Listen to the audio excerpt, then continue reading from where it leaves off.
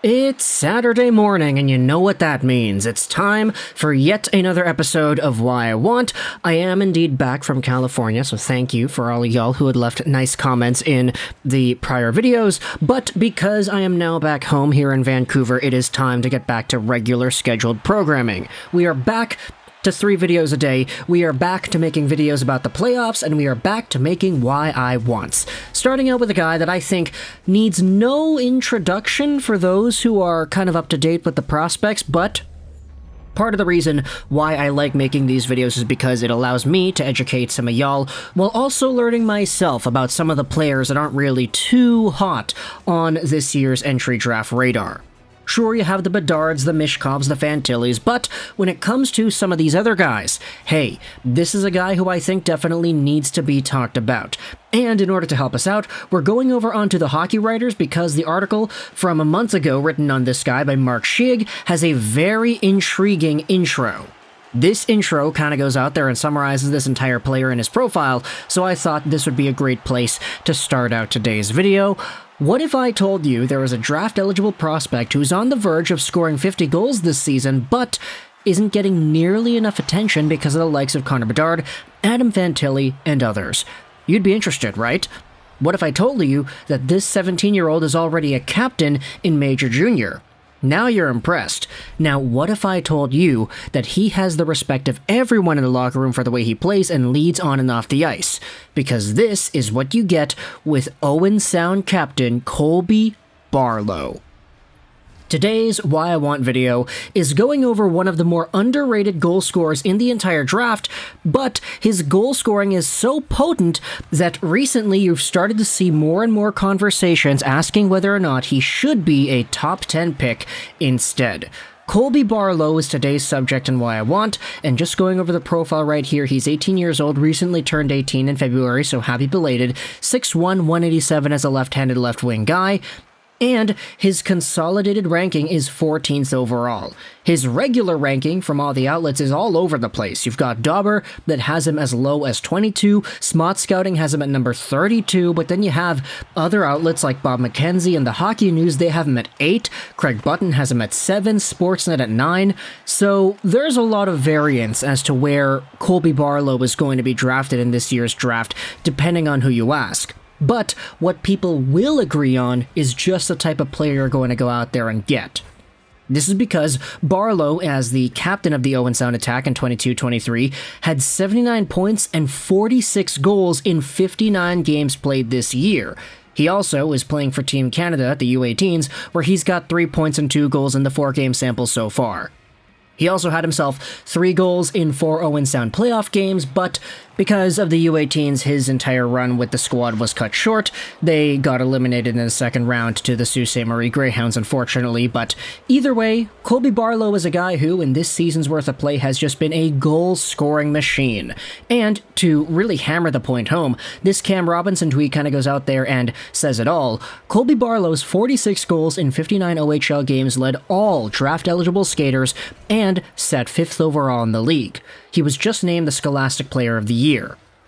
The kid can rip it up on the ice and in the classroom. Oh, and he grows hair like a 15-year veteran. Cam goes out there and says that Barlow should be a top 10 pick, and realistically, when you watch the tape and you see the numbers, it's easy to understand why. While Colby Barlow isn't the absolute game-changing, superstar caliber centerman like Connor Bedard is, nor is he the just absolute bona fide best Russian prospect winger since Ovechkin like Matvei Michkov is, what Barlow is instead is just an absolutely hard-nosed winger that has a beautiful way to score goals in a multitude of ways. Now, when I say multitude of ways, you normally think, okay, garbage guy, rebound guy, snapshot guy, wrist shot guy, and slap shot type of guy, and realistically, when it comes to a lot of Barlow and his highlights, you won't find too many of those garbage goals, especially from this year. Instead, you'll find many of Barlow's goals coming from that face-off dot to face-off circle perimeter area. He's got an absolutely lethal shot that he's not afraid to unleash from pretty much anywhere along that umbrella. His dragon release shot is a weapon of beauty. He's got a beautiful one-timer too that he's always unleashing on goal.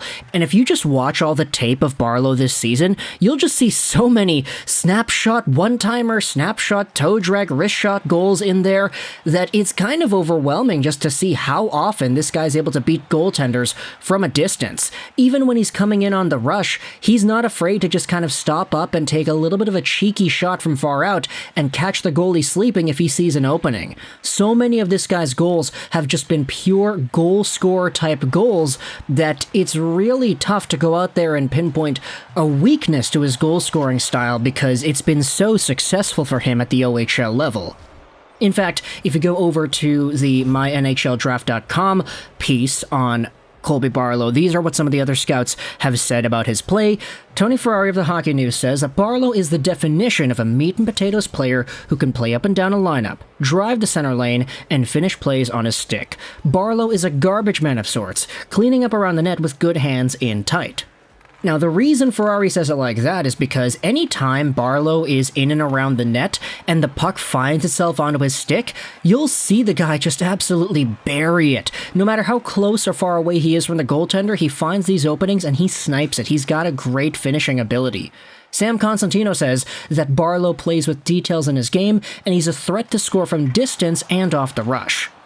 Colby Barlow from Smart Scouting, this is what they said here on the write-up. This is a player I don't see being able to drive his own line. He has great hands in tight areas and can unleash a bomb of a wrister, but to see him reach his potential, he'd benefit immensely from a centerman with great vision and distribution skills. So Smart Scouting has a little bit of a negative there. That might be why they have him at number 32 on their list. But if you wanted to go over even more negatives, this is what the September 2022 report, so this is almost from a year ago, unfortunately, but it is kind of there for your viewing. Written by Sebastian Heidt, talks about Colby Barlow. He was a unique player in the OHL last season, and the same will be true this season. A skilled goal scorer with raw power and an absolute cannon of a shot.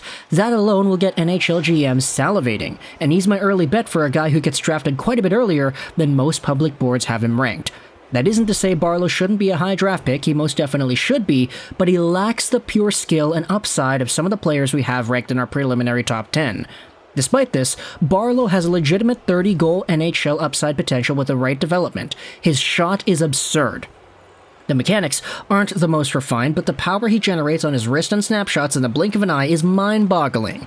Barlow doesn't get into shooting positions by taking calculated off-puck routes and playing inside defenders' blind spots like Calum Ritchie does, but Barlow powers his way to the high slot with or without the puck and unleashes his shot, a habit and ability which awarded him 30 goals in the OHL as a draft -1 player.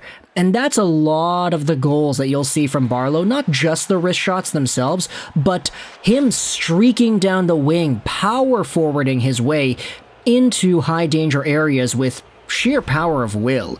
He's got a really good ability to protect the puck as he comes in on the rush, but you might be going out there and watching some of these clips and saying, hey, this guy kind of seems like a little bit of a one-trick pony, but you know, I think it's kind of unfair to really label him as that. It's just a formula that works really well for him.